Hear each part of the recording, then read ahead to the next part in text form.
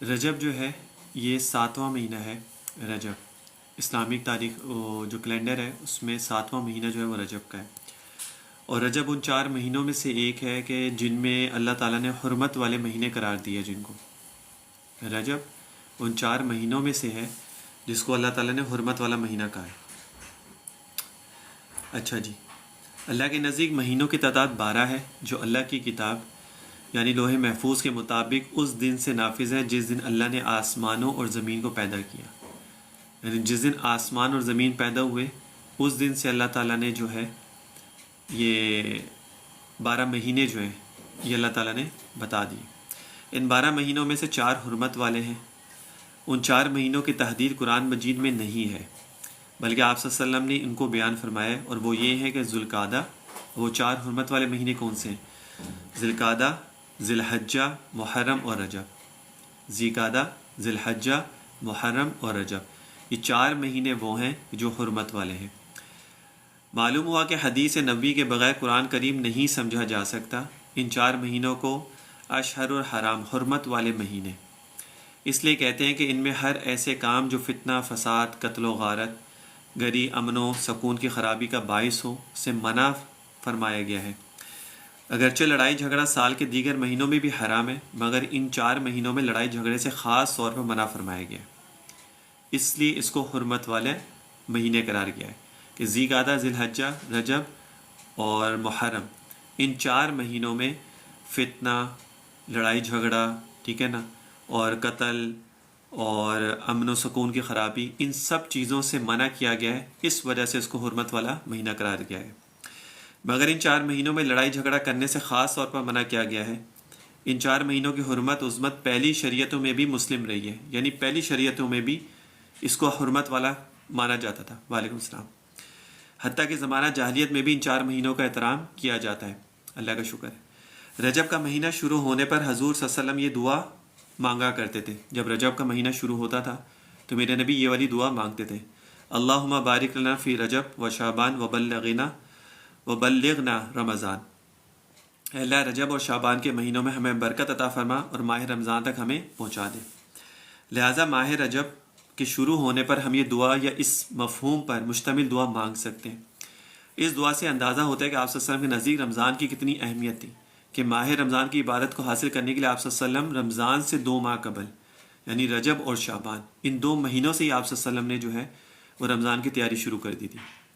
ماہ رجب کو آپ صلی اللہ علیہ وسلم کی دعائے برکت حاصل ہوئی، جس سے ماہ رجب کا کسی حد تک مبارک ہونا ثابت ہوتا ہے۔ ماہ رجب میں کسی خاص نماز پڑھنے کا یا کسی معین دن کے روزے رکھنے کی خاص فضیلت کا کوئی ثبوت حدیث صحیحہ سے نہیں ملتا۔ اب یہ جو لوگ پوچھتے ہیں نا کہ جی رجب کا 27 رجب کا شب معراج کا روزہ ہے، عبادت ہے، کوئی نوافل ہیں، کون سی عبادت کریں، رات کو جاگیں، پوری رات جاگیں، یہ کریں، کچھ بھی نہیں ہے بھائی۔ حدیث صحیحہ سے اس میں کوئی عبادت نہیں ملتی، کوئی روزے کا نہیں ہے۔ پہلی بات تو یہ سمجھ لو 27 رجب شب معراج کی رات کی تاریخ ہی نہیں ہے، اس میں اختلاف ہے۔ تو جو لوگوں نے اس چیز کو فکس کر لیا نا کہ اس رات یہی رات ہے، تو وہ بھی غلط ہے، وہ بھی غلط ہے، ایسا کوئی سین ہی نہیں ہے اس کے اندر۔ تو پہلی تو بات یہ ہوگی۔ دوسری بات یہ کہ اس کے اندر کوئی خاص عبادت نہیں ہے، کوئی خاص عبادت اس کے اندر نہیں ہے، نہ روزہ ہے، نہ عبادت ہے، کچھ بھی نہیں ہے اس کے اندر۔ اچھا، ماہ رجب میں کسی خاص نماز پڑھنے کا یا کسی معین دن کے روزے رکھنے کی خاص فضیلت کا کوئی ثبوت حدیث صحیحہ سے نہیں ملتا۔ نماز روزے کے اعتبار مہینہ دیگر مہینوں کی طرح ہی ہے۔ وعلیکم السلام۔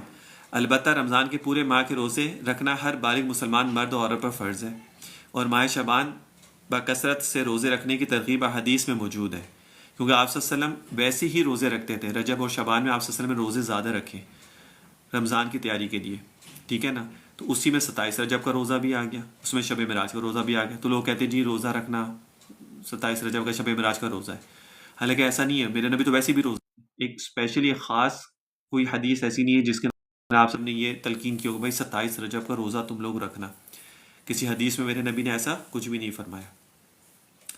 اچھا جی، ماہ شعبان بکثرت سے روزے رکھنے کی ترغیب احادیث میں موجود ہے۔ ماہ رجب میں آپ صلی اللہ علیہ وسلم نے کوئی عمرہ ادا نہیں کیا یا نہیں، اس بارے میں علماء و مورخین کے آراء مختلف ہیں۔ البتہ دیگر مہینوں کی طرح ماہ رجب میں بھی عمرہ کیا جا سکتا ہے، اس میں بھی کوئی حرج نہیں ہے۔ اسلاف سے بھی اس ماہ میں عمرہ ادا کرنے کے ثبوت ملتے ہیں۔ البتہ رمضان کے علاوہ امام عمرہ ادا کرنے کی کوئی خاص فضیلت احادیث میں موجود نہیں ہے۔ رمضان میں ضرور فضیلت ہے عمرہ کرنے کی، لیکن باقی مہینوں میں کوئی خاص نہیں ہے۔ یہ جو لوگ ہیں نا اپنی طرف سے بھی بہت ساری چیزیں جو ہے نا وہ ایڈ کر لیتے ہیں، او جی یہ بڑا مقدس مہینہ ہے، اس میں یہ کرو تو بڑا فضیلت ہے، یہ ہے وہ ہے نا، ایسا کوئی سین نہیں ہے۔ اس واقعے کی تاریخ اور سال کے متعلق مورخین اور اہل سیر کی آراء مختلف ہے، یعنی اختلاف ہے اس کے اندر۔ ان میں سے ایک رائے یہ ہے کہ نبوت کے 12ویں سال 27 رجب کو 51 سال 5 مہینے کی عمر میں، یعنی 51 سال 5 مہینے کی عمر میں، اور نبوت کے 27 کے 12ویں سال میں آپ صلی اللہ علیہ وسلم کو معراج ہوئی۔ تو یہ ہے جیسا کہ علامہ قاضی محمد سلمان منصور پوری رحمۃ اللہ علیہ نے اپنی کتاب مہر نبوت میں تحریر ہے۔ اسرا کے معنی رات کو لے جانے کے ہیں۔ اسرا کے معنی سبحان الذی اسرا بعبدہ، اسرا کے معنی کیا ہے؟ رات کو لے جانے کے۔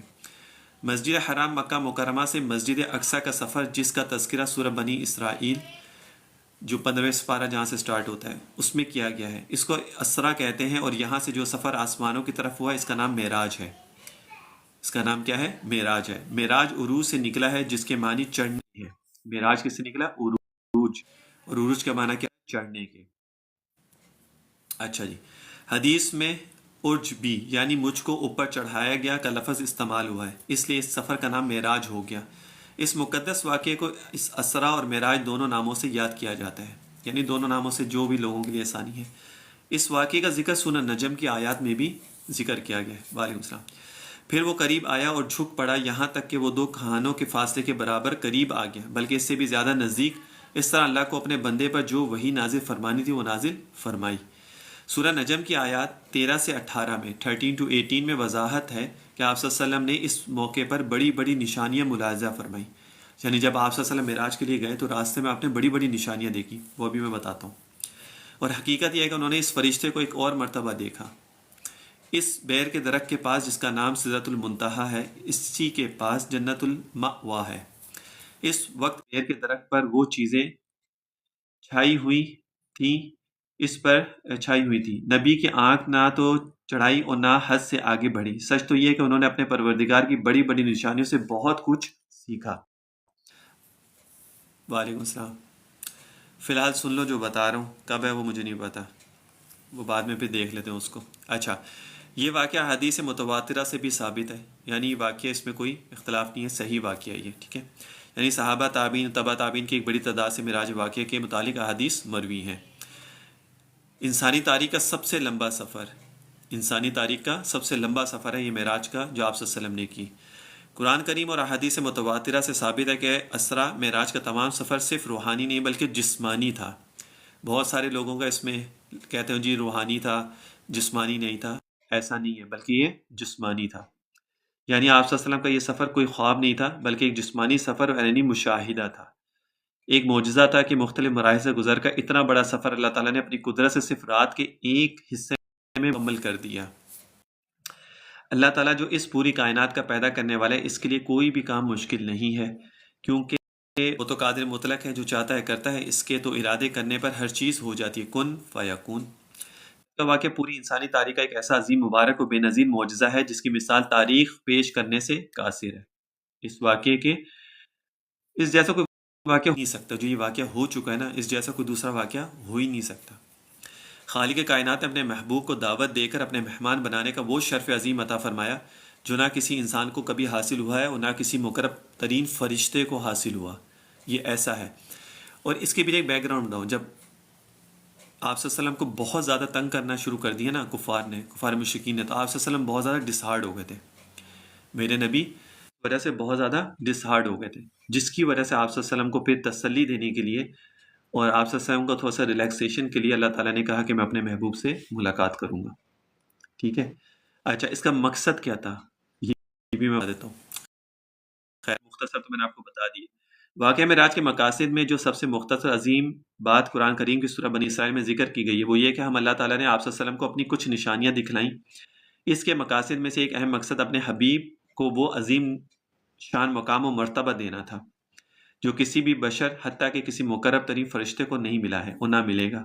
نیز اس کے مقاصد ہیں امت مسلمہ کو پیغام دینا ہے کہ نماز ایسی محتم بشان عمل، کیونکہ اس میں نماز کا تحفہ ملا تھا آپ صلی اللہ علیہ وسلم کو، تو اس وجہ سے بھی بڑی اہمیت کے حامل ہے یہ کہ اس کی فرضیت آن زمین پر نہیں بلکہ ساتوں آسمانوں کے اوپر بلند و اعلیٰ مقام پر معراج کی رات میں ہوا.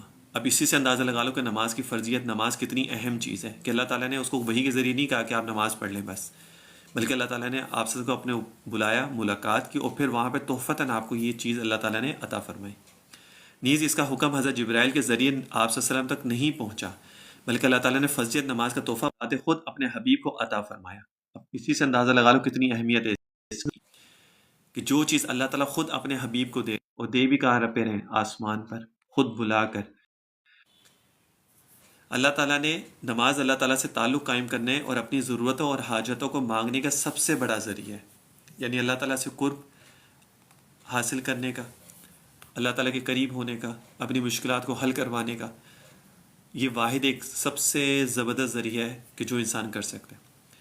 اس واقعے کا مختصر تفصیل میں آپ لوگوں کو بتا دیتا ہوں، یعنی مختصر شارٹ واقعہ میں آپ کو بتا دیتا ہوں، لمبا تو بہت زیادہ ہے. حضور کے پاس سونے کا تشت لایا گیا جو حکم اور ایمان سے پر تھا. آپ صلی اللہ علیہ وسلم کا سینہ چاک کیا گیا، پھر اسے زمزم کے پانی سے دھویا گیا، پھر اسے حکمت اور ایمان سے بھر دیا گیا، اور پھر بجلی کی رفتار سے زیادہ تیز چلنے والی ایک سواری یعنی براق لائی گئی.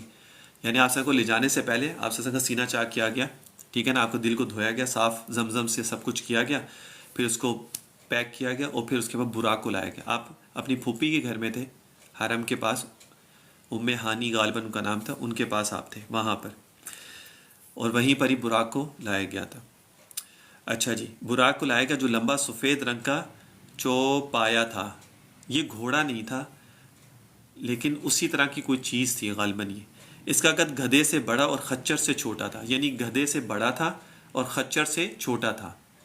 یہ اس طرح کا کوئی چیز تھی یہ، اور وہ اپنا قد وہاں رکھتا تھا جہاں تک اس کی نظر پڑتی تھی. یعنی اگر وہ یہاں کھڑا تھا براق اور اس کی نظر جہاں پہ پڑی، اگلا قدم اس کا وہاں پہ ہوتا تھا، پھر اس کا اگلا قدم وہاں ہوتا تھا جہاں پہ اس کی نظر پڑ رہی ہوتی تھی. اچھا، اس پر سوار کر کے حضور کو بیت المقدس لے جایا گیا، اور وہاں تمام انبیاء نے حضور کی اقتداء میں نماز پڑھی. پھر آسمان طرف لے جایا گیا، پھر آسمان پر حضرت آدم علیہ السلام، دوسرے آسمان پر حضرت عیسیٰ علیہ السلام. پہلے آسمان پر حضرت آدم علیہ السلام، دوسرے آسمان پر حضرت عیسیٰ علیہ السلام. اچھا، اور ہاں، دوسرے آسمان پر حضرت عیسیٰ علیہ السلام اور حضرت یحییٰ علیہ السلام.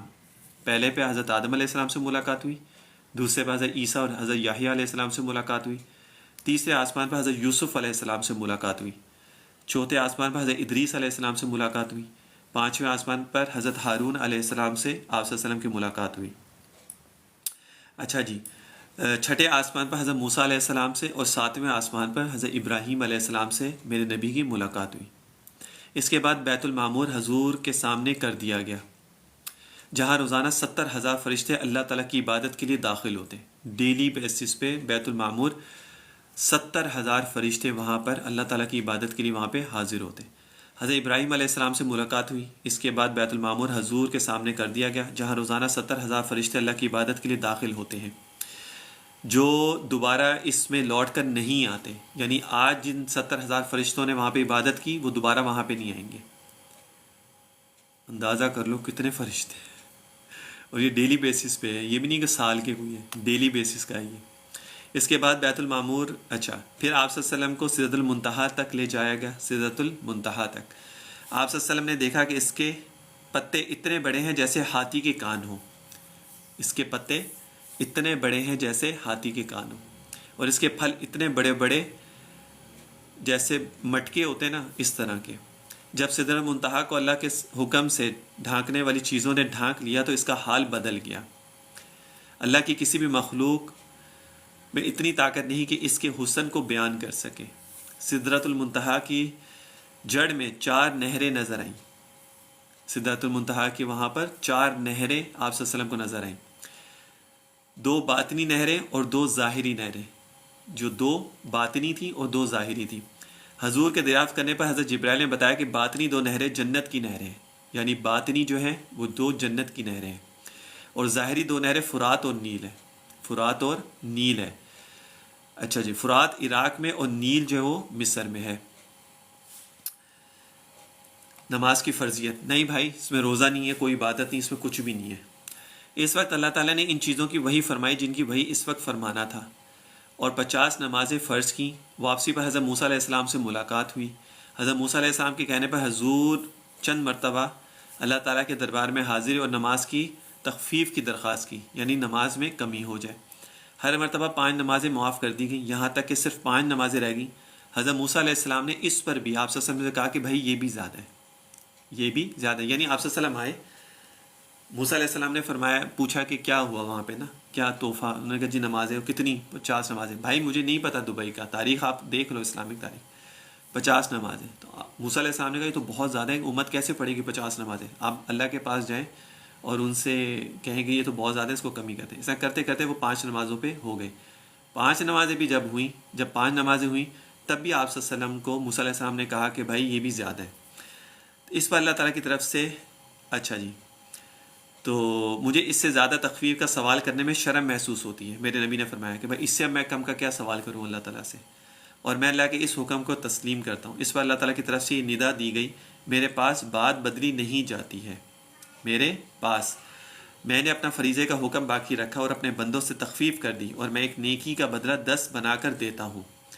عرض یہ کہ ادا کرنے میں 5 ہیں اور ثواب میں 50 ہی ہیں، یعنی اگر جو 5 نمازیں پڑھتا ہے اس کو ثواب کتنا؟ 50 نمازوں کے برابر اس کو ثواب ملے گا۔ اچھا، معراج کے موقع پر 3 انعامات میرے نبی کو دیے گئے۔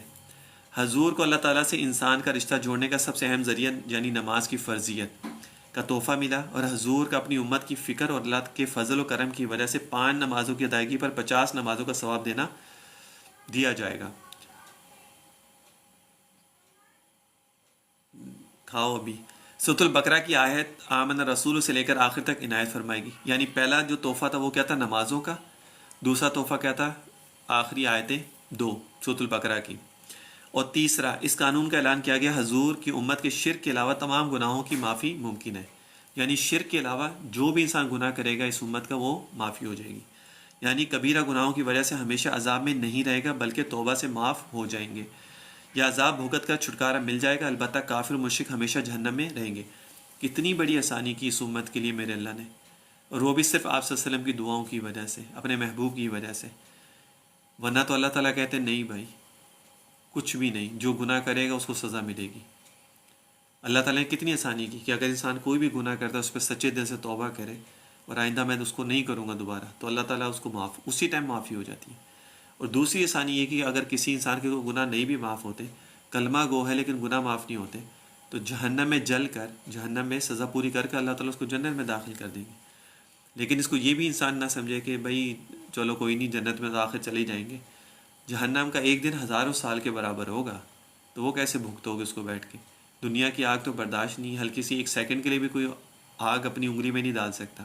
دنیا کی جو آگے جو چولہوں میں ہمارے آ رہی ہوتی گیس، وہ تو پھر جہنم کی آگ، اس میں کیسے معاملات کیسے ہوں گے پہ؟ اچھا جی، معراج میں اللہ تعالیٰ کا دیدار۔ زمانہ قدیم سے اختلاف چلا آ رہا ہے کہ حضور شب معراج میں دیدار خداوندی سے مشرف ہوئی یا نہیں ہوئے۔ اس میں نے ویسے کل بھی جواب دیا تھا، اور اگر رویت ہوئی تو وہ رویت بصری تھی یا رویت قلبی تھی، یعنی آنکھ سے دیکھا یا دل کی آنکھ سے دیکھا، ان آنکھوں سے دیکھا یا دل کی آنکھ سے دیکھا، ٹھیک ہے۔ اچھا، البتہ ہمارے لیے اتنا مان لینا انشاءاللہ کافی ہے کہ یہ واقعہ برحق ہے، یہ واقعہ رات کے صرف ایک حصے میں ہوا، نیز بیداری کی حالت میں ہوا، اور حضور کا یہ ایک بڑا معجزہ ہے۔ اس میں یہ ہے کہ بعض صحابہ کہتے ہیں کہ جی آپ صلی اللہ علیہ وسلم نے اللہ کو نہیں دیکھا، لیکن بہت جمہور صحابہ کی یہ ہے کہ آپ صلی اللہ علیہ وسلم نے دیکھا لیکن پورا نہیں دیکھا، ٹھیک ہے، صرف ایک ہلکی سی جھلک اللہ تعالیٰ نے اپنی صرف دکھائی میرے نبی کو، اور یہ بھی پاسبل ہے کہ وہ قلبی نظر سے جو کہتے ہیں نا، اس سے آپ صلی اللہ علیہ وسلم نے دیکھا ہے، اس میں یہ ہے۔ اچھا جی، اب آگے رات کے صرف ایک حصے میں مکہ مکرمہ سے بیت المقدس جانا، انبیاء کی امامت میں وہاں نماز پڑھنا، پھر وہاں سے آسمانوں تک تشریف لے جانا، انبیاء کرام علیہ السلام سے ملاقات، اور پھر اللہ کی دربار میں حاضری، جنت و دوزخ کو دیکھنا، مکہ مکرمہ تک واپس آنا، اور واپس پر قریش کے ایک تجارتی قافلے سے ملاقات ہونا جو ملک شام سے واپس آ رہا تھا۔ جب حضور نے صبح کو معراج کا واقعہ بیان کیا تو قریش تعجب کرنے لگے، کسی کو یقین ہی نہیں آیا کہ ایسا ممکن ہے، کسی کو یقین ہی نہیں آیا کہ ایسا ممکن ہے کہ آپ صلی اللہ علیہ وسلم سدرۃ المنتہا، 7ویں آسمان سے بھی اوپر اللہ تعالیٰ سے ملاقات کر کے، اور ایک ہی رات میں، ایک پہر میں، بلکہ پوری رات بھی نہیں، ایک پہر میں، تو یہ کیسے ممکن ہے؟ قریش والے تو ویسے ہی آپ سے نبوت کے قائل نہیں تھے، وہ تو ویسے ہی جھٹلانے پہ لگے ہوئے تھے. تو یہ تو اتنا بڑا معجزہ ہو گیا، تو ان کو تو اور ہی انہوں نے کہہ دیا نہیں جی یہ تو کہانی ہے ساری. اچھا، اور جھٹلانے لگے اور حضرت ابو بکر کے پاس گئے. یعنی جب میرے نبی نے یہ واقعہ بیان کیا نا تو انہوں نے جھٹلایا بھی، اور پھر حضرت ابو بکر کے پاس وہ لوگ سارے چلے گئے. حضرت ابو بکر نے فرمایا کہ اگر انہوں نے یہ بات کہی ہے تو سچ فرمایا ہے. اس وقت قریش کے لوگ کہنے لگے کیا تم اس بات کی بھی تصدیق کرتے کہ انہوں نے فرمایا کہ میں تو اس سے بھی زیادہ عجیب باتوں کی تصدیق کرتا ہوں، اور وہ یہ کہ آسمانوں سے آپ کے پاس خبر آتی ہے. اسی وجہ سے ان کا لقب صدیق پڑ گیا. یعنی آپ صلی اللہ علیہ وسلم ان کو پتہ تھا حضرت ابو بکر تو قریبی ہیں، تو ان سے جا کے پوچھتے ہیں اس معاملے میں ان کی کیا رائے ہے. حضرت ابو بکر کے پاس گئے، انہوں نے کہا جی یہ ہوا ہے، تو وہ کہتے ہیں میرے نبی نے فرمایا تو سچ ہی کا ہوگا، اس میں کوئی دو رائے نہیں ہے، بلکہ میں تو اس سے بھی بڑھ کے تمہیں اور باتیں بتاتا ہوں. انہوں نے کہا وہ کیا؟ انہوں نے کہا آسمانوں سے وحی بھی آتی ہے میرے نبی کے اوپر، ایک فرشتہ جو پیغام لے کے بھی آتا ہے. اسی وجہ سے ان کو صدیق کہا جاتا ہے کہ انہوں نے آپ صلی اللہ علیہ وسلم کی ہر بات کی اس کو حق جانا، کہ جو میرے نبی نے بات کی انہوں نے کہا واقعی میں یہ بات ہے. کبھی انہوں نے اس میں وہم، کنفیوژن، یہ چیزیں نہیں دکھائیں. اس کے بعد جب قریش مکہ کی جانب سے حضور سے بیت المقدس کے احوال دریافت کیے گئے تو اللہ تبارک نے بیت المقدس کو حضور کے لیے روشن فرما دیا. اس وقت آپ صلی اللہ علیہ وسلم حتیم میں تشریف فرما تھے.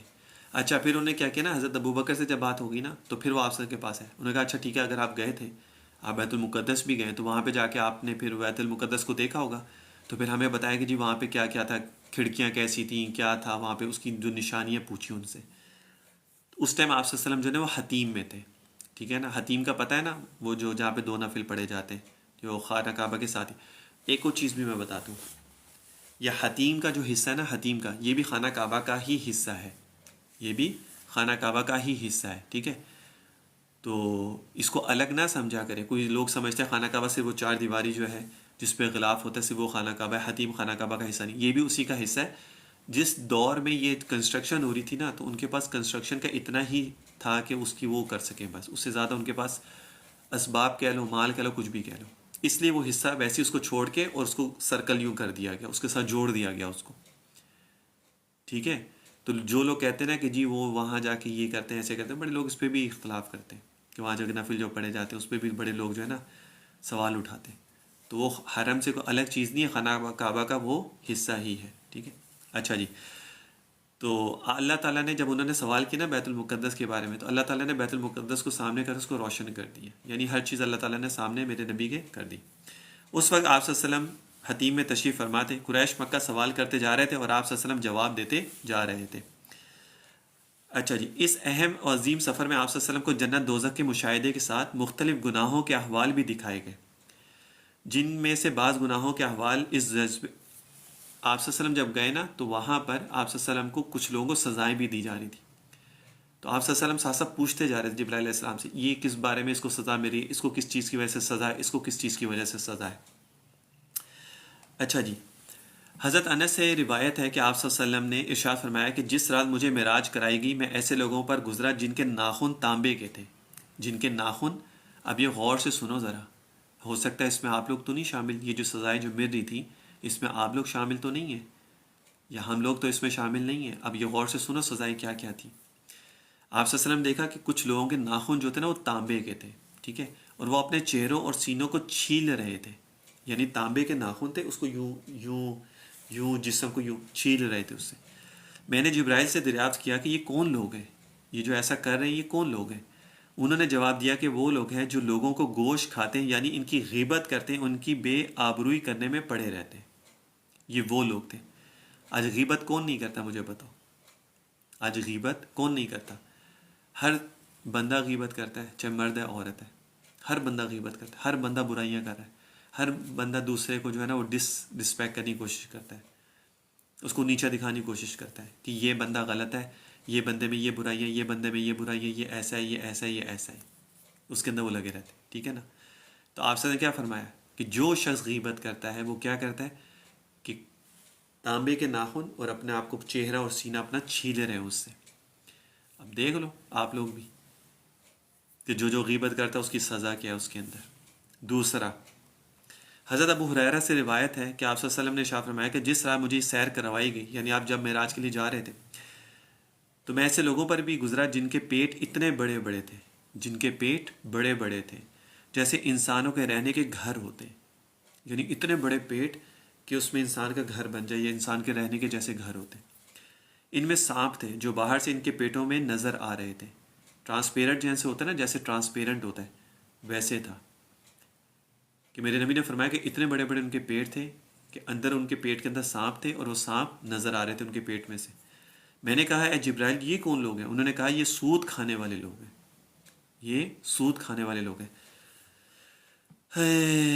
اب دیکھ لو کتنے لوگ سود کھا رہے ہیں آج، لوگ کاروبار میں کتنے لوگ پروفٹ کھا رہے ہیں، بینکوں میں پیسے جمع کروا کے سود کھا رہے ہیں، کچھ لوگ بینکوں کے ذریعے کاروبار کر کے سود کھا رہے ہیں، کچھ پروفٹ میں سود کھا رہے ہیں، کچھ دوسرے طریقے سے کسی کو لون دے کے اس کے اوپر سود کھا رہے ہیں بیٹھ کے۔ اچھا، کچھ لوگوں کے سر پتھروں سے کچلے جا رہے تھے، کچھ لوگوں کے سر پتھروں سے کچلے جا رہے تھے۔ آپ صلی اللہ علیہ وسلم کا گزر ایسے لوگوں کے پاس سے بھی ہوا جن کے سر پتھروں سے کچلے جا رہے تھے، کچل جانے کے بعد پھر ویسے ہی ہو جاتے تھے، یعنی پتھر لے کے سر پہ مارا گیا، سر پس گئے، پھر دوبارہ صحیح ہو جاتے، پھر پتھر مارے جاتے، پھر پھس جاتے، پھر صحیح ہو جاتے جیسے پہلے تھے۔ اسی طرح پر سلسلہ جاری رہا، ختم نہیں ہو رہا تھا۔ آپ نے پوچھا یہ کون لوگ ہیں؟ جبرائیل نے کہا کہ یہ لوگ نماز میں کاہلی کرنے والے لوگ ہیں۔ اللہ اکبر، جو لوگ نماز میں سستی کرتے ہیں ان کی سزا یہ ہے۔ یہ جو کہتے ہیں نا ہم ابھی ڈیوٹی سے آئے ہیں، ابھی ہم تھکے ہوئے ہیں، ابھی ہم بعد میں نماز پڑھ لیں گے، ابھی دل نہیں چاہ رہا، ابھی یہ ہو رہا ہے، ابھی وہ ہو رہا ہے، لوگ کرتے ہیں نا۔ پھر روڈ پہ آ کے کتنے لوگ کہتے ہیں، سم ٹائم لوگ میچ کھیل ہوتے ہیں، میں نے کہا نماز پڑھ لی، کہتے نہیں پڑھی، میں کہا پڑھ لو، ہاں بھی پڑھ لیتے، ابھی تو میں ڈیوٹی سے آیا ہوں، تو ڈیوٹی سے آ کے ٹک ٹاک پہ تو بیٹھ سکتے ہیں، لائیو میں ٹک ٹاک پہ تو بیٹھ سکتے ہیں، لیکن نماز نہیں پڑھ سکتے۔ تو ان کی سزا کیا ہے کہ پتھر سے ان کے سر کو کچلا جائے گا، پھر ٹھیک ہو جائیں گے، پھر کچلا جائے گا، پھر ٹھیک ہو جائے گا، پھر کچلا جائے گا۔ اور جو غیبت کرنے والے ان کے پیٹ بڑے بڑے ہوں گے، اس کے اندر سانپ ہوں گے۔ آگے، جو لوگ زکوٰۃ نہیں دیتے، جو لوگ زکوٰۃ نہیں دیتے، لوگ کہتے ہیں ہم زکوٰۃ نکالیں گے ہمارا پیسہ کم ہو جائے گا، ان کی سزا دیکھ لو کیا ہے۔ اور جو نکالتے بھی ہیں تو وہ مختصر سی تھوڑی سی نکالتے ہیں، اس کے بعد وہ پوری نہیں نکالتے۔ آپ صلی اللہ علیہ وسلم کا گزر ایسے لوگوں کے پاس سے بھی ہوا جن کی شرمگاہوں پر آگے اور پیچھے چھترے لپٹے ہوئے ہیں، اور اونٹ بیل کی طرح چرتے ہیں، اور کانٹے دار خبیث درخت اور جہنم کے پتھر کھا رہے ہیں۔ آپ سے پوچھا یہ کون لوگ ہیں؟ جبرائیل نے کہا یہ وہ لوگ ہیں جو اپنے مالوں کی زکوٰۃ ادا نہیں کرتے، یعنی اللہ تعالیٰ نے ان کے آگے اور پیچھے گوشت کے چیتھرے جیسے ہوتے ہیں ٹکڑے جس طرح کہہ لو، وہ ہیں، اور اس کو جو ہے کانٹے دار جو درخت جس طرح کا ہوتا ہے نا وہ اس کے ساتھ لگا ہوا ہے، ٹھیک ہے، اور جہنم کے پتھر کھا رہے ہیں۔ اور آپ سے پوچھا یہ کون لوگ ہیں؟ تو پھر انہوں نے فرمایا کہ یہ وہ لوگ ہیں جو زکوٰۃ نہیں ادا کرتے۔ اچھا، یہ تو سزا ان کی قیامت میں ہے، قیامت والے دن کو یہ سزا ملے گی جو زکوٰۃ نہیں نکالتا۔ دنیا میں بھی ہے، دنیا میں بھی سزا ہے کہ پھر جو لوگ زکوٰۃ پوری صحیح طریقے سے نہیں نکالتے ان کا پھر نقصان ہی نقصان ہوتا ہے، ان کا پھر نقصان ہی ہوتا ہے پھر اس کے اندر۔ اچھا جی، آگے سنو۔ آپ سے غزر ایسے لوگوں کے پاس بھی ہوا جن کے سامنے ایک ہانڈی میں ہوا گوشت ہے اور ایک ہانڈی میں کچا اور سڑا ہوا گوشت ہے، یعنی دو برتن ہیں، ایک میں اچھا گوشت ہے، ایک میں خراب گوشت ہے۔ یہ لوگ سڑا ہوا گوشت کھا رہے ہیں اور پکا ہوا گوشت نہیں کھا رہے۔ آپ نے دریافت کی یہ کون لوگ ہیں؟ جبرائیل نے کہا یہ وہ لوگ ہیں جن کے پاس حلال و طیب عورت موجود ہے۔ اب سنو یہ ذرا، یہ جن لوگوں کو آج کل شوق ہے نا گرل فرینڈیں رکھنے کا، شادی شدہ ہو کے اور باہر افیئر چلاتے ہیں، جو لوگ شادی شدہ ہونے کے بعد باہر دوسری عورتوں میں افیئر چلاتے ہیں، ان کا کیا حکم ہے؟ سنو اب یہ کہ ان کے پاس حلال ایک ان کی اپنی بیوی ہے، مگر وہ زانیہ اور فاحشہ عورت کے ساتھ شب باشی کرتے ہیں اور صبح تک اسی کے ساتھ رہتے ہیں۔ اور وہ عورتیں ہیں جو حلال و طیب شوہر کو چھوڑ کر کسی زانی اور بدکار شخص کے ساتھ رات گزارتی ہیں۔ یعنی جو عورت شادی شدہ ہے وہ، یا جو مرد شادی شدہ ہے وہ، اگر وہ باہر افیئر چلا کر اور دوسری عورتوں کے ساتھ رات گزارتے ہیں یا ان کے ساتھ ٹائم سپینڈ کرتے ہیں، تو ان لوگوں کی کیا سزا ہے کہ ایک برتن میں صاف گوشت ہے اچھا، اور دوسرے میں خراب گلا سڑا جس میں سے اسمیل آتی ہے وہ گوشت ہے، تو لوگ وہ کھا رہے ہیں اور صاف گوشت نہیں کھا رہے۔ اس کا یہ مطلب ہے، ویٹ کرو ذرا بھی، سدرۃ المنتہا کیا ہے؟ سدرۃ المنتہا کیا ہے؟ احادیث میں سدرۃ المنتہا اور سدرۃ المنتہا دونوں طرح استعمال ہوا ہے۔ اچھا جی، قرآن کریم میں سدرۃ المنتہا استعمال ہوا ہے، سدرہ کے معنی بیر کے ہیں، جو بیری کا جو درخت ہوتا ہے اس کے ہیں، سدرہ کا مطلب ہوتا ہے بویر کا درخت، اور منتہا کے معنی انتہا ہونے کی جگہ۔ اس درخت کا نام رکھنے کی وجہ صحیح مسلم میں اس طرح ہے کہ آپ صلی اللہ علیہ وسلم نے ارشاد فرمایا کہ اوپر سے جو احکام نازل ہوتے ہیں وہ اسی پر منتہا ہو جاتے ہیں، یعنی اللہ کی طرف سے جو پیغام آتے ہیں وہ وہیں ختم ہو جاتے ہیں، اور جو بندوں کے اعمال نیچے سے اوپر جاتے ہیں وہ وہاں پر ٹھہر جاتے ہیں، یعنی آنے والے احکام پہلے وہاں آتے ہیں اور پھر وہاں سے نازل ہوتے ہیں، اور نیچے سے جانے والے جو اعمال ہیں وہ وہاں ٹھہر جاتے ہیں، پھر وہاں سے اوپر جاتے ہیں۔ تو اوپر سے جو اللہ کی طرف سے جو پیغام آ رہا ہے وہ منتہا پہ جا کے رک جاتا ہے، پھر وہاں سے پھر زمین پہ آتا ہے، جو زمین سے ہمارے اعمال اوپر جاتے ہیں پہلے منتہا پہ رکتے ہیں، پھر وہاں سے پھر اوپر جاتے ہیں۔ منتہا کا مطلب یہ ہو گیا۔ واقعہ معراج النبی سے متعلق کوئی خاص عبادت ہر سال ہمارے لیے مسنون یا ضروری نہیں ہے۔ معراج کی رات سے ریلیٹڈ کوئی بھی عبادت مسنون نہیں ہے جو آپ صلی اللہ علیہ وسلم نے کوئی حدیث میں ذکر فرمائی ہے، ایسا کچھ بھی نہیں ہے۔ تاریخ اس بے مثال واقعے کو بیان کرنے کا اہم مقصد یہ ہے کہ ہم اس عظیم الشان واقعے کی کسی حد تک تفصیلات سے واقف ہوں، ہمیں پتہ ہو کہ معراج میں ہوا کیا تھا، اور ہم ان گناہوں سے بچیں جن کے ارتکاب کرنے والوں کا برا انجام آپ صلی اللہ علیہ وسلم نے اس سفر میں اپنی آنکھوں سے دیکھا اور پھر امت کو بیان فرمایا۔ اب آپ صلی اللہ علیہ وسلم اگر یہ چیزیں حدیث میں ہمیں نہیں بتاتے کہ جو زکوٰۃ نہیں دیتا اس کا کیا ہے، جو باہر افیئر چلاتے ہیں دوسری عورتوں کے ساتھ ان کا کیا حکم ہے، جو غیبت کرتے ہیں ان کا کیا حکم ہے، ٹھیک ہے نا، جو نماز میں سستی کرتے ہیں اس کا کیا حکم ہے، تو یہ چیزیں اگر آپ صلی اللہ علیہ وسلم حدیث میں ہمیں نہیں بتاتی، اور یہ ہمیں کیسے پتہ چلتی؟ جب یہ معراج کا واقعہ ہوا، اور اگر معراج کا واقعہ ہی نہیں ہوتا تو ہمیں نماز نہیں ملتی، اور اگر ہمیں نماز نہیں ملتی تو آپ صلی اللہ علیہ وسلم اللہ کے قریب ہونے کا ہمیں موقع نہیں ملتا۔ تو اور پھر یہ جو آخری دو آیتیں ہمیں ملی سورہ بقرہ کی اس رات میں جو انعام کے طور پر، وہ ہمیں نہیں ملتی، جس کی انتہا درجے کی فضیلت ہے، جو ہر چیز کے لیے اس کو ہم پڑھتے ہیں۔ اور تیسری چیز جو انعام کے طور پہ اس رات میں ہمیں ملی کہ اگر ہم سے کوئی گناہ ہو جائے تو ہم اس کی توبہ کریں، ہماری معافی ہو جائے۔ تو یہ چیزیں اس معراج کے واقعے کا تفصیل ذکر کرنے کا مقصد یہ تھا۔ لوگ اس کو ایسے سمجھتے ہیں کہ جیسے پوری رات عبادت کے لیے ہے اور یہ ہو اور وہ ہے نا، تو اس رات میں کچھ نہیں ہے، نہ روزہ ہے نہ کچھ اور ہے، نہ اس تاریخ کا کوئی صحیح ہے، اختلاف ہے، کوئی کہتا ہے 27 ہے، کوئی کچھ کہتا ہے، کوئی کچھ کہتا ہے، ٹھیک ہے نا، اس میں کوئی وہ بھی نہیں ہے۔ جہاں پہ شب برات کا معاملہ ہے نا، اس کا روزہ بھی ہے، اس میں عبادت بھی ہے، ٹھیک ہے نا، اس میں وہ خیر اس کی تفصیل بعد میں آئے گی، اس پہ پھر ذکر کر دوں گا میں اس کا نا، اس میں کیا کیا چیزیں اس میں ذکر ہو جائیں گی۔ اس واقعے کا مختصر میں نے آپ لوگوں کے ساتھ واقعہ شیئر کر دیا۔ انعامات کیا ملے، میرے نبی کیسے گئے، پہلے دوسرے تیسرے چوتھے پانچویں چھٹے ساتویں آسمان پہ ملاقات کیسے ہوئی، تحفتاً کیا کیا چیزیں ملی، سزائیں کیا تھی وہاں پہ، وہ ساری چیزیں وہ بھی آپ صلی اللہ علیہ وسلم نے بتلائیں حدیث کے ذریعے سے۔ یہ پورا اس کے اندر یہ واقعہ تھا۔